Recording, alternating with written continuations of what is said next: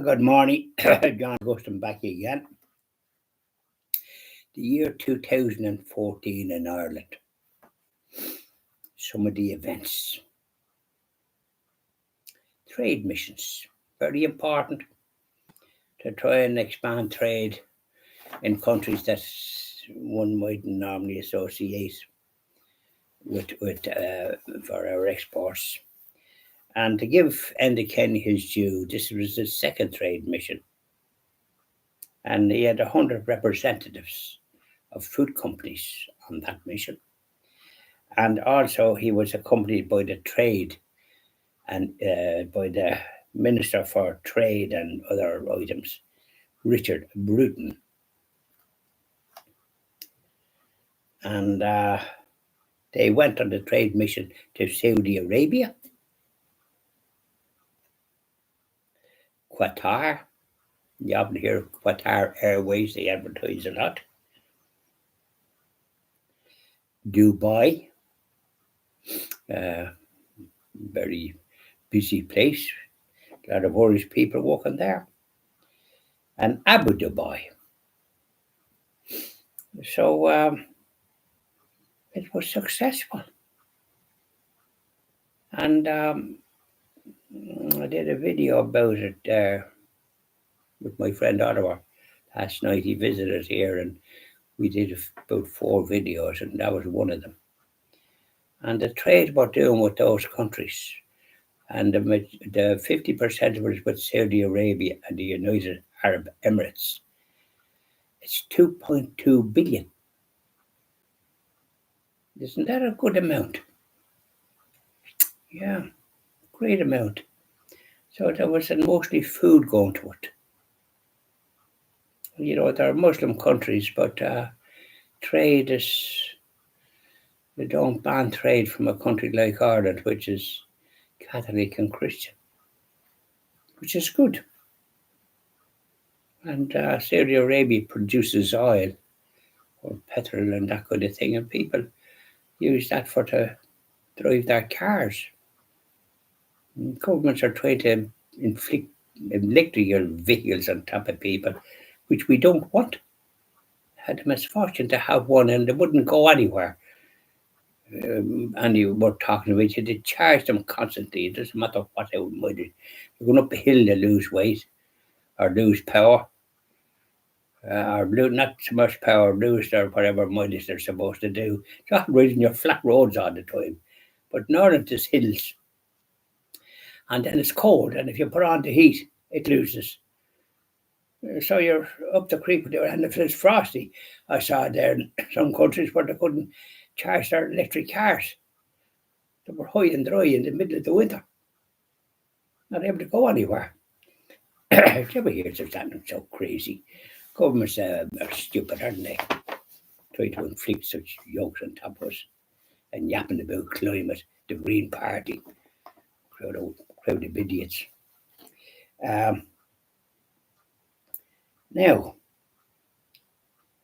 so there you are, 2.2 billion. That doesn't grow on trees. And now,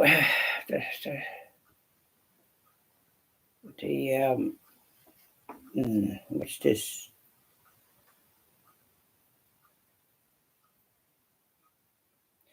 All the storms that we had, and the trees cut out and everything, and places damaged. It was estimated at 300 million.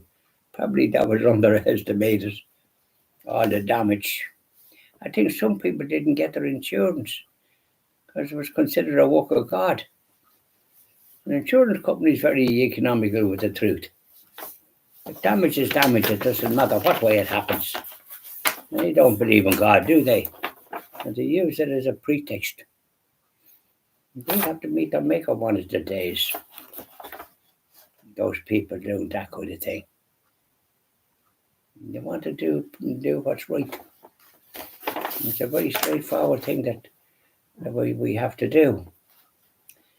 And now here we are on the 24th of January 2014. Mount Carmel. We often associate that lovely name with convents, don't we? places of refuge, places of hope.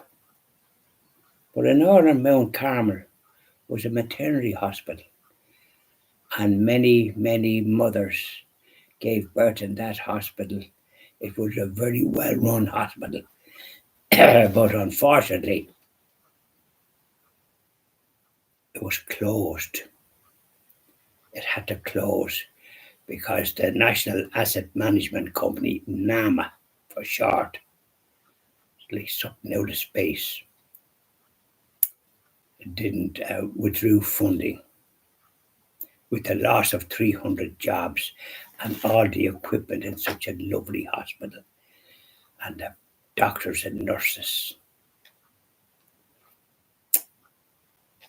This state sometimes give you, oh, it would annoy you to do such a thing for such a lovely hospital.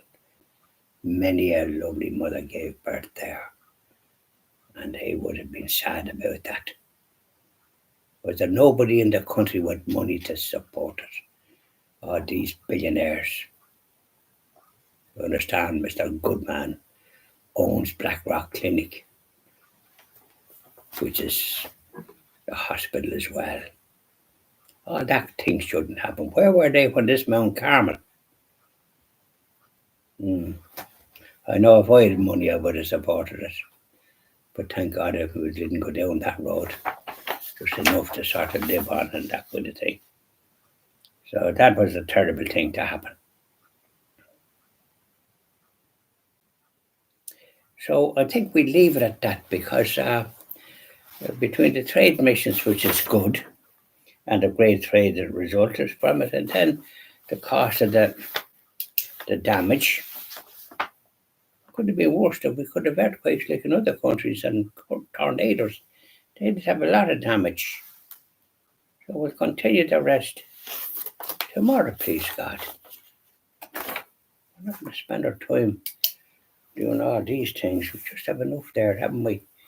So see you this evening for our little prayers. Our Bishop, that marvellous Bishop Joseph E. Strickland. Be doing something about him.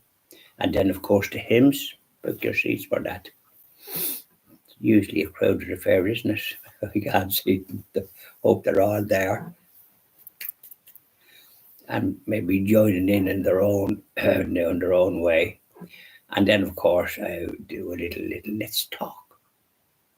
Because there's always things happening. There's always stories to tell, isn't there?